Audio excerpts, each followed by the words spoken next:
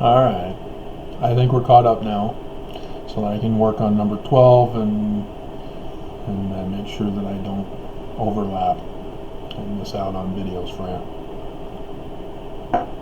So, update. I noticed the clerk is behaving after the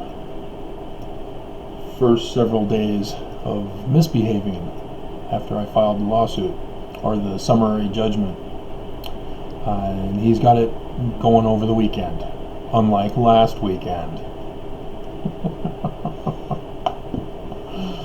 So, yay.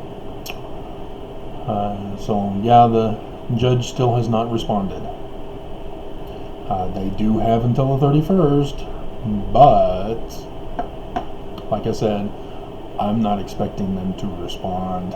It's common for Mormons who are corrupt and evil to go silent and not respond, especially when they're in positions of authority. They go hide in their office, don't allow visitors. They hide behind their badge, hide behind their authority, and wait for the anger to die down. And when there's no longer a need to call the victims terrorists. That's what they did to me in 2008. I petitioned, they called me a terrorist for petitioning. That's what I was arrested for. Look it up. I did the video. I gave you the case number. And so, yeah, I can blow off this video because he doesn't even ask a question for number 7. Jeremy, if you're going to say that you're asking questions, you have to actually ask questions. You're not asking a question.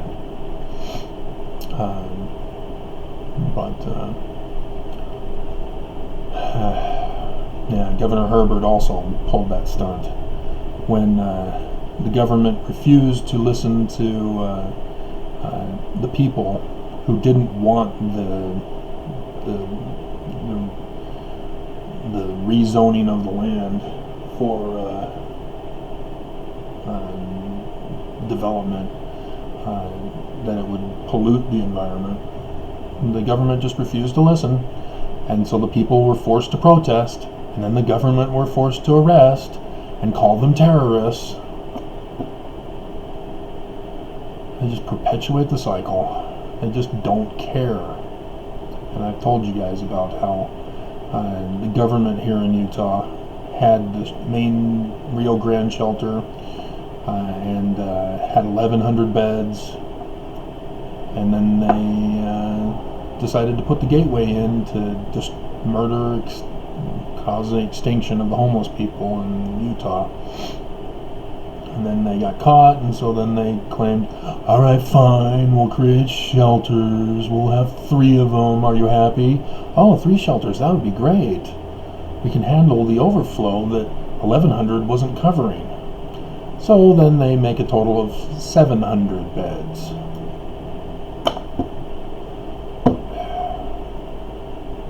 And then the one shelter didn't even get city lights. So 3 are now dead. 3 homeless people dead.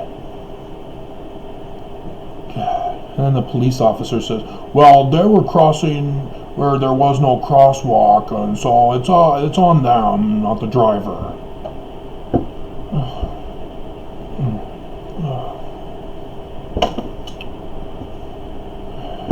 Do they even think before they speak? I mean, Rio Grande was premeditated. That whole downtown redevelopment program, that was planned. They knew exactly what they were doing. So, anyway. 7 is just more maps. And he says, Book of Mormon geography.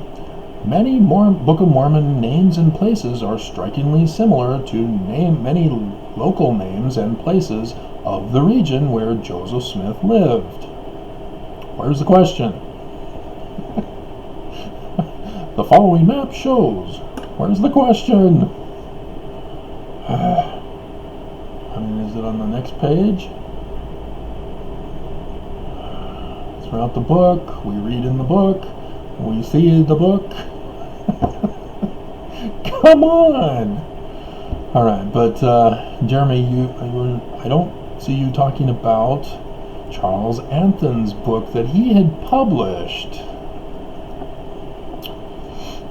right around the same time that Martin Harris approved of the Book of Mormon and decided to take the etchings from the copper plates that Smith and Cowdery had created for the print press and presented them to the Charles Anthon eventually, and then they tried to say, oh, well, it's a fulfillment of the Isaiah prophecy. Great. Even though Martin Harris wasn't quite accurate in the historical accounting of the events, but nevertheless. Yeah, and Charles Anthon did a reprint of a dictionary of ancient names. They found out that, oh, you went and saw Charles Anthon. I've seen a book by him recently, would have been said Sidney Rigdon, who was the book lover. And let's use it in the book. No, it would have been before, actually, when Martin Harris went, when he first was asked, hey, do you want to pay for the publishing of the Book of Mormon? We found these plates buried in the ground, just like the Knights Templar legend. And we're going to publish it, but we need money to do so. Alright, can I be a part of it? I'll help you transcribe it. Okay, but we got to travel all the way over to Harmony, Pennsylvania. There's no, things are too busy here in, on the farm. And, no. And so, that's what had happened, is he wanted proof that what was on the plates, and took it upon himself to go to New York. So, alright, so Jeremy, where's your question? I already went over the Book of Mormon lands. Update. Additional information and analysis can be found at CES newsletter maps. And again, Solomon Spaulding, Jeremy. Don't worry about updating. Don't go down the rabbit hole of the Apologists. Okay. El Camora, off the eastern coast of Mozambique in Africa, is an island country called Comoros. No. Oh, you fell down the rabbit hole again. No. Unless you can find a contemporary book that Sidney Rigdon had in his possession, don't fall for those tricks. Hugh Nibley fell for those tricks, or had Mormons fall for those tricks. Oh, it could be Arabic.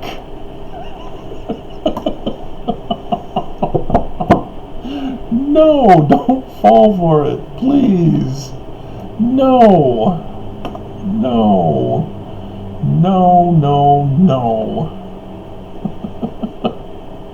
Don't do it. Alright, Jeremy. And then another update. Oh, God. Alright, there's the next one. No questions, Jeremy. Oh, here at the end. Wait a minute, I see a question mark. The original, let's see. The Hill Camorra have absolutely nothing to do with Mountain and Captain Kidd stories. Stories that Joseph Smith and treasure hunting family, friends, and community are familiar with? What? Why are you putting question marks here? You're not asking a question. The original 1830 Book of Mormon just happens to have the uniform Camorra spelling. This is all just mere coinkydinky.